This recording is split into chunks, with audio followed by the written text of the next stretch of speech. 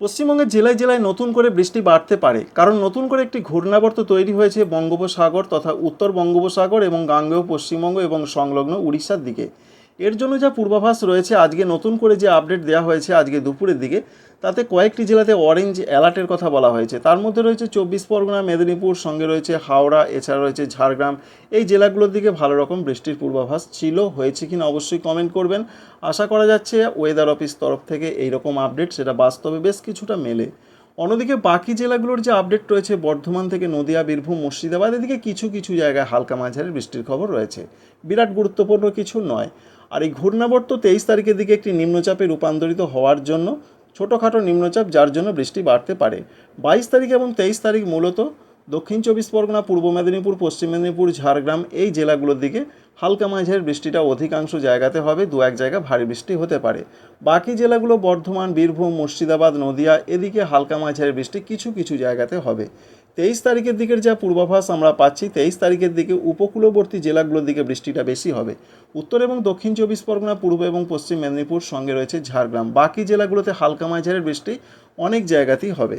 24 তারিখে বৃষ্টিটা দক্ষিণবঙ্গ জুড়ে, অর্থাৎ দক্ষিণবঙ্গের প্রত্যেকটা জায়গাতে বৃষ্টিটা বাড়তে পারে এমনটা তথ্য রয়েছে। সেটা কলকাতা, হাওড়া, হুগলি, 24 পরগনা, মেদিনীপুর, ঝাড়গ্রাম, বাঁকুড়া, পুরুলিয়া, বর্ধমান, নদিয়া, বীরভূম, মুর্শিদাবাদ, প্রত্যেকটা জেলার দিকে বৃষ্টি বাড়বে।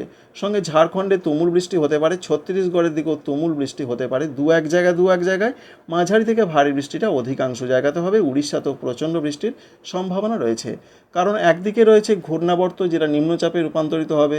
দক্ষিণ উড়িষ্যা সংলগ্ন জায়গায় এই মুহূর্তে ঘূর্ণাবর্ত রয়েছে। এই সিস্টেমগুলোর সঙ্গে মৌসুমি নিম্নচাপ অক্ষরেখা পশ্চিমবঙ্গের দীঘার ওপর দিয়ে বঙ্গোপসাগর পর্যন্ত বিস্তৃত রয়েছে। এত সব কারণের জন্য বৃষ্টি কিছুটা বাড়বে, তবে ভেসে যাওয়ার মতন বৃষ্টির খবর এই মুহূর্তে নেই। এই রয়েছে 24 তারিখ এবং 25 তারিখেও বেশ কিছুটা বৃষ্টি দক্ষিণবঙ্গে হতে পারে এই নিম্নচাপ এলাকার জন্য। তার ফলে মূলত বৃষ্টিটা দক্ষিণবঙ্গে কিছুটা বাড়তে পারে। উত্তরবঙ্গের জেলাগুলোতে আজকে রাতের দিকে বৃষ্টির সম্ভাবনা যথেষ্ট রয়েছে, যা পূর্বাভাস আমরা দেখতে পাচ্ছি। বিশেষ করে দার্জিলিং, কালিম্পং, জলপাইগুড়ি, কুচবিহার, আলিপুরদুয়ার এই প্রত্যেকটা জেলার দিকে মাঝারি থেকে একটু ভারী বৃষ্টি হতে পারে। উত্তর দিনাজপুর, দক্ষিণ দিনাজপুর, মালদহতে হালকা মাঝারি বৃষ্টি হতে পারে, এরকম পূর্বাভাস আমরা পেলাম। সঙ্গে পরবর্তী দিনেও উত্তরবঙ্গের জেলাগুলোতে বৃষ্টি থাকছে। দার্জিলিং থেকে কালিম্পং, জলপাইগুড়ি, কুচবিহার, আলিপুরদুয়ার, উত্তর দিনাজপুর, দক্ষিণ দিনাজপুর, মালদহ, 23 তারিখে প্রত্যেকটা জেলার দিকে অধিকাংশ জায়গাতেই বৃষ্টি হবে, দু এক জায়গায় ভারী বৃষ্টি হবে জলপাইগুড়ি, আলিপুরদুয়ার, কুচবিহার জেলার দিকে। 24 তারিখের দিকেও অধিকাংশ জায়গাতে বৃষ্টি হবে উত্তরবঙ্গের জেলাগুলোতে, মূলত দার্জিলিং থেকে মালদহ প্রত্যেকটা জেলার দিকে বৃষ্টি থাকছে। 24 তারিখের পর বৃষ্টিটা কি কমবে? কিছু কিছু জায়গা হতে পারে কিছুটা বৃষ্টি কমতে পারে। আপডেটই ছিল এই পর্যন্তই।